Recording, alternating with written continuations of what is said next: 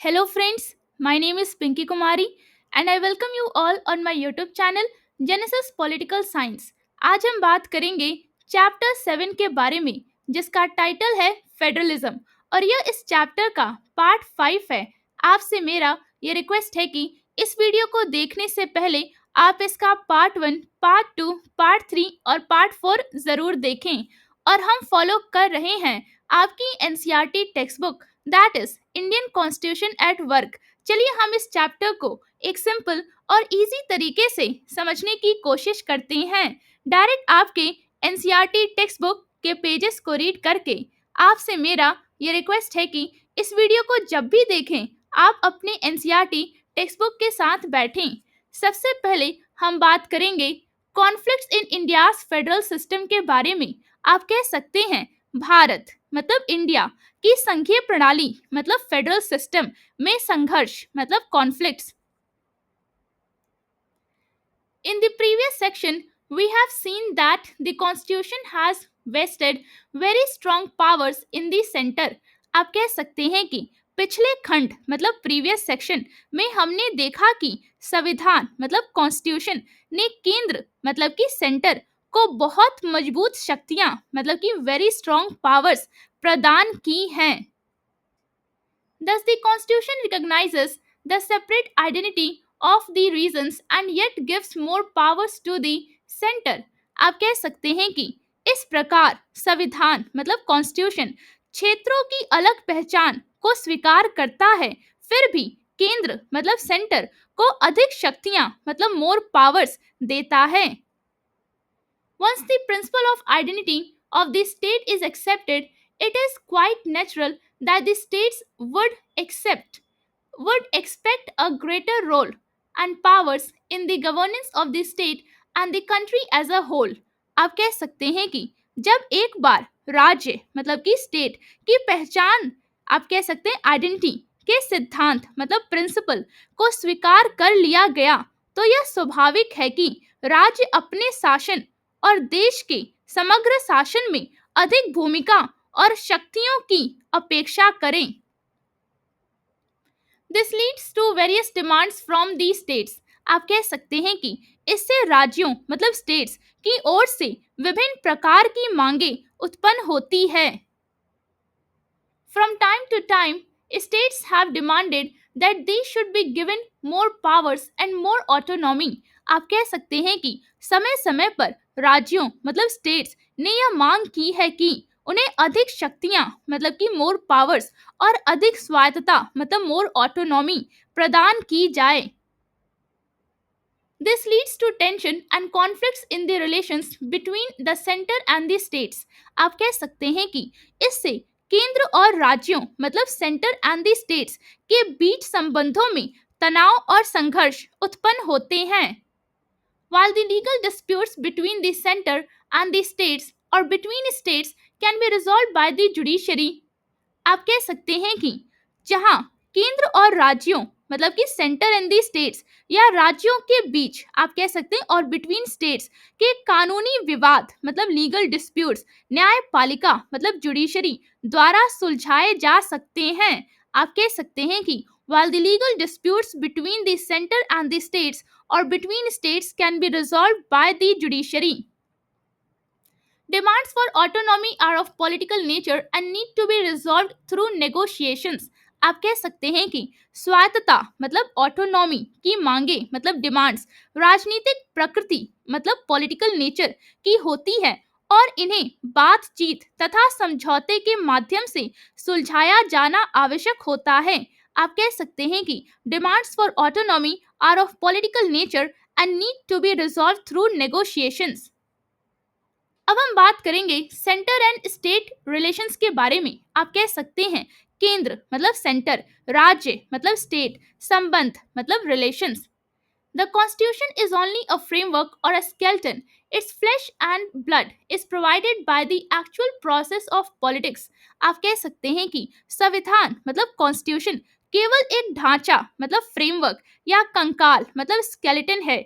उसे जीवन और स्वरूप वास्तविक राजनीतिक प्रक्रियाओं मतलब एक्चुअल प्रोसेसेस ऑफ पॉलिटिक्स से मिलता है। Hence, Hence, federalism in India has to a large extent been influenced by the changing nature of the political process. आप कह सकते हैं कि इसलिए भारत में संघवाद मतलब फेडरलिज्म इन इंडिया पर राजनीतिक प्रक्रिया मतलब पॉलिटिकल प्रोसेस के बदलते स्वरूप का काफी प्रभाव पड़ा है. In the 1950s and early 1960s, the foundation of our federalism was led under Jawaharlal Nehru. आप कह सकते हैं कि 1950 के दशक और 1960 के शुरुआती वर्षों में हमारे संघवाद मतलब आर फेडरलिज्म की नींव मतलब फाउंडेशन जवाहरलाल नेहरू के नेतृत्व में रखी गई.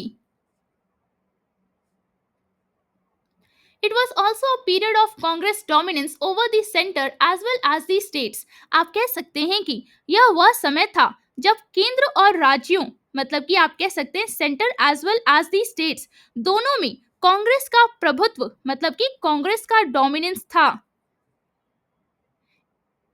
Except on the issue of formation of new states, the relations between the center and the states remained quite normal during this period. आप कह सकते हैं कि नए राज्यों के गठन के मुद्दे को छोड़कर इस अवधि में केंद्र और राज्यों मतलब कि आप कह सकते हैं कि सेंटर एंड द स्टेट्स के बीच संबंध काफी सामान्य मतलब कि आप कह सकते हैं क्वाइट नॉर्मल रहे. The states were hopeful that they would be making progress with the help of the grants in aid from the center. आप कह सकते हैं कि राज्य मतलब स्टेट्स आशावान मतलब होपफुल थे कि वे केंद्र मतलब कि आप कह सकते हैं सेंटर से प्राप्त अनुदानों की सहायता से प्रगति करेंगे. Besides, there was considerable optimism about the policies of socio-economic development designed by the center. आप कह सकते हैं कि इसके अलावा केंद्र मतलब सेंटर द्वारा बनाई गई सामाजिक आर्थिक विकास नीतियों आप कह सकते हैं कि policies of socio economic development के प्रति भी काफी आशावाद था.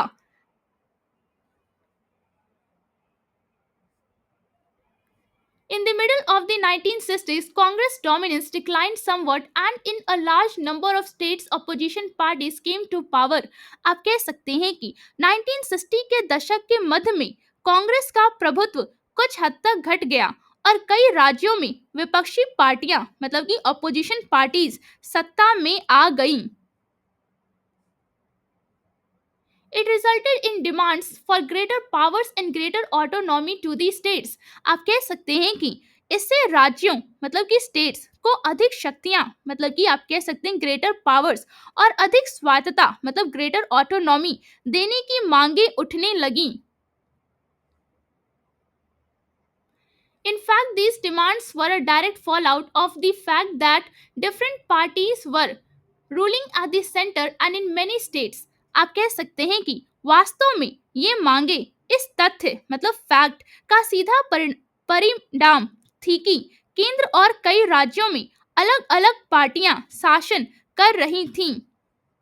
So the state governments were protesting against what they saw as unnecessary interference in their governments by the Congress government at the center.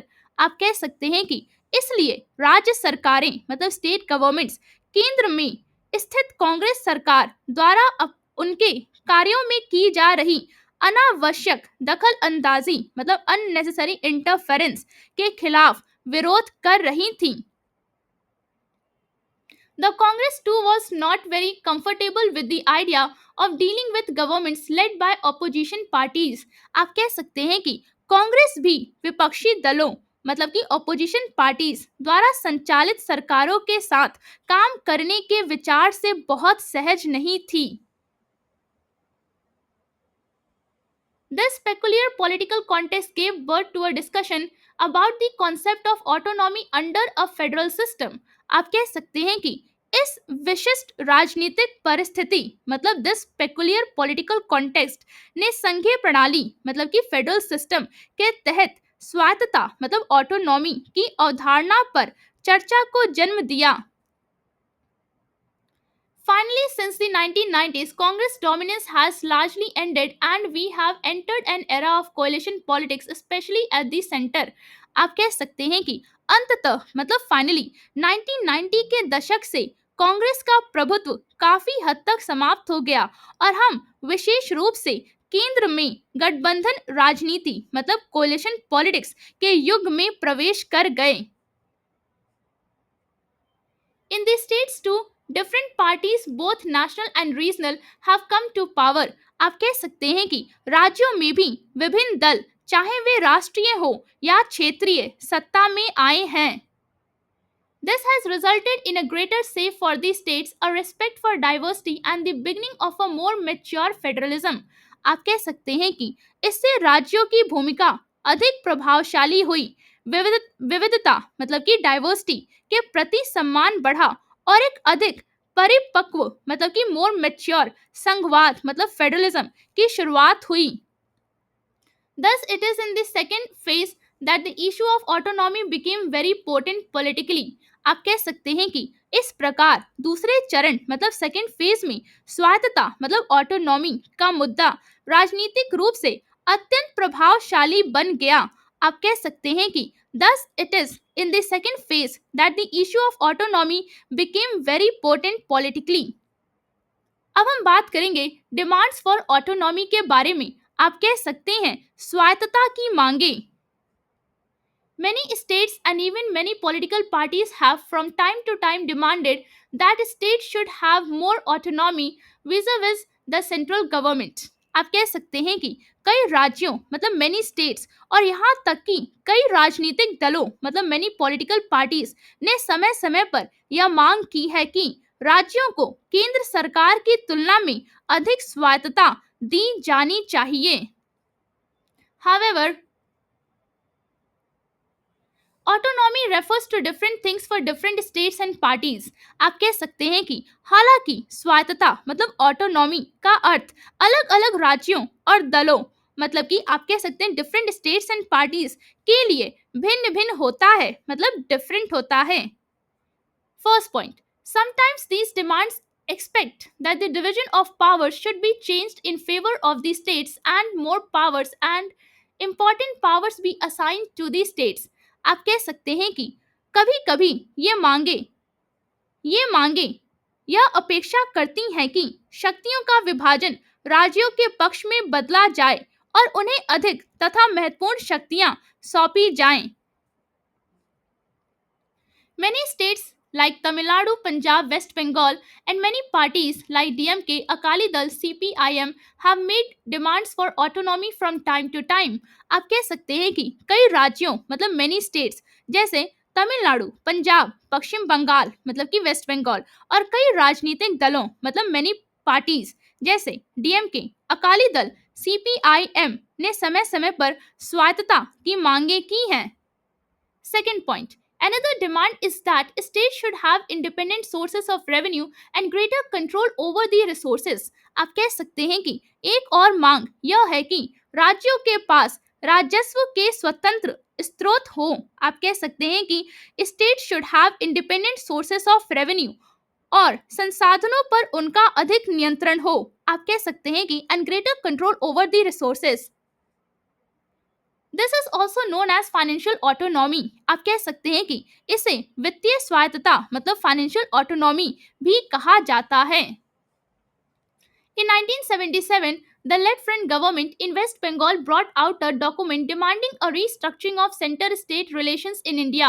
आप कह सकते हैं कि 1977 में पश्चिम बंगाल मतलब कि वेस्ट बंगाल में वाम मोर्चा सरकार मतलब लेफ्ट फ्रंट गवर्नमेंट ने भारत में केंद्र राज्य संबंधों आप कह सकते हैं centre state relations in India के पुनर्गठन मतलब रीस्ट्रक्चरिंग की मांग करते हुए एक दस्तावेज मतलब डॉक्यूमेंट प्रकाशित किया। In the autonomy demands of Tamil Nadu and Punjab also, there was an implicit support to the idea of greater financial powers. आप कह सकते हैं कि तमिलनाडु और पंजाब की स्वायत्तता की मांगों में भी अधिक वित्तीय शक्तियों मतलब ग्रेटर फाइनेंशियल पावर्स के विचार का अप्रत्यक्ष समर्थन था। अब हम बात करेंगे थर्ड पॉइंट के बारे में। The third aspect of the autonomy demands relates to administrative powers of the states. आप कह सकते हैं कि स्वायत्तता की मांगों का तीसरा पहलू मतलब थर्ड एस्पेक्ट राज्यों की प्रशासनिक शक्तियों, आप कह सकते हैं administrative powers of the states से संबंधित है। States recent the control of the centre over the administrative machinery, आप कह सकते हैं कि राज्य मतलब स्टेट्स प्रशासनिक तंत्र मतलब एडमिनिस्ट्रेटिव मशीनरी पर केंद्र के नियंत्रण का विरोध करते हैं। अब हम बात करेंगे फोर्थ पॉइंट के बारे में। Fourthly, autonomy demands may also be related to cultural and linguistic issues, आप कह सकते हैं कि चौथा मतलब फोर्थली, स्वायत्तता की मांगे मतलब ऑटोनॉमी डिमांड्स सांस्कृतिक और भाषाई मुद्दों मतलब कल्चरल एंड लिंग्विस्टिक इश्यूज से भी संबंधित हो सकती है।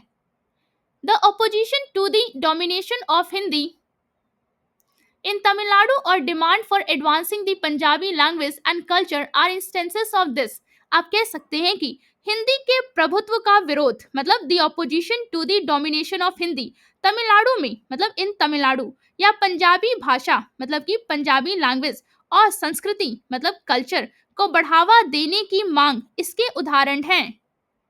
Some states also feel that there is a domination of the Hindi speaking areas over the others, आप कह सकते हैं कि कुछ राज्यों मतलब सम स्टेट्स का यह भी मानना है कि हिंदी भाषी क्षेत्रों मतलब हिंदी स्पीकिंग एरियाज का अन्य क्षेत्रों पर प्रभुत्व है। In fact, during the decade of 1960s, there were hesitation in some states against the imposition of the Hindi language. आप कह सकते हैं कि वास्तव में 1960 के दशक में कुछ राज्यों में हिंदी भाषा मतलब कि हिंदी लैंग्वेज थोपे जाने या फिर आप कह सकते हैं इम्पोज किए जाने के खिलाफ आंदोलन हुए थे। अब हम बात करेंगे इस पेज पे दिए गए कार्टून के बारे में। चलिए इस कार्टून में क्या इन्फॉर्मेशन है उसे समझने की कोशिश करते हैं। रीड अ कार्टून, आप कह सकते हैं एक कार्टून पढ़ें। 18 September 1949, during discussion on the national language in the Constituent Assembly, Nehru had to appeal to the Hindi-speaking provinces to show greater tolerance towards others. आप कह सकते हैं कि संविधान सभा मतलब कॉन्स्टिट्यूएंट असेंबली में राष्ट्रीय भाषा मतलब नेशनल लैंग्वेज पर चर्चा के दौरान नेहरू को हिंदी भाषी प्रांतों, आप कह सकते हैं हिंदी स्पीकिंग प्रोविंसेस से अन्य लोगों के प्रति अधिक सहनशीलता दिखाने की अपील करनी पड़ी। Don't spare me Shankar, page 24, आप कह सकते हैं डोंट स्पेयर मी शंकर, पृष्ठ 24। अब हम बात करेंगे इस पेज पे दिए गए कार्टून के बारे में। चलिए इस कार्टून में क्या इन्फॉर्मेशन है उसे समझने की कोशिश करते हैं। रीड अ कार्टून, आप कह सकते हैं एक कार्टून पढ़ें। 27 April 1952, when Nehru was appointing governors, some were reluctant to quit ministerial chairs. आप कह सकते हैं कि जब नेहरू राज्यपालों मतलब कि गवर्नर्स की नियुक्ति कर रहे थे तब कुछ लोग अपनी मंत्री पद की कुर्सी छोड़ने में हिचकिचा रहे थे। Don't spare me Shankar, page 89, आप कह सकते हैं डोंट स्पेयर मी शंकर, पृष्ठ 89। अब हम बात करेंगे role of governors and president's rule के बारे में। आप कह सकते हैं राज्यपालों मतलब गवर्नर्स की भूमिका मतलब रोल और राष्ट्रपति मतलब प्रेसिडेंट शासन मतलब रूल, आप कह सकते हैं राष्ट्रपति शासन मतलब presidents rule. The role of governors has always been a controversial issue between the states and the central government. आप कह सकते हैं कि राज्यपालों मतलब गवर्नर्स की भूमिका हमेशा से राज्यों और केंद्र सरकार मतलब कि states and the central government के बीच एक विवादास्पद मुद्दा मतलब कंट्रोवर्शियल इशू रही है। The governor is not an elected office holder, आप कह सकते हैं कि राज्यपाल मतलब गवर्नर एक निर्वाचित पद अधिकारी मतलब कि आप कह सकते हैं इलेक्टेड ऑफिस होल्डर नहीं होता। Many governors have been retired military officers or civil servants or politicians. आप कह सकते हैं कि कई राज्यपाल मतलब many governors सेवानिवृत्त सैन्य अधिकारी मतलब रिटायर्ड मिलिट्री ऑफिसर्स, सिविल सेवक मतलब सिविल सर्वेंट्स या राजनेता मतलब पॉलिटिशियंस रहे हैं। Besides, the governor is appointed by the central government and therefore actions of the governor are often viewed as interference by the central government in the functioning of the state government. आप कह सकते हैं कि इसके अलावा राज्यपाल मतलब governor की नियुक्ति केंद्र सरकार, आप कह सकते हैं सेंट्रल गवर्नमेंट द्वारा की जाती है, इसलिए राज्यपाल की कार्रवाइयों को अक्सर राज्य सरकार, आप कह सकते हैं कि स्टेट गवर्नमेंट के कार्यों में केंद्र सरकार के हस्तक्षेप के रूप में देखा जाता है। When two different parties are in power at the center and the state, the role of the governor becomes very more controversial. आप कह सकते हैं कि जब केंद्र और राज्य मतलब कि सेंटर एंड द स्टेट में दो अलग अलग दल सत्ता में होते हैं तो राज्यपाल की भूमिका और भी अधिक विवादास्पद हो जाती है।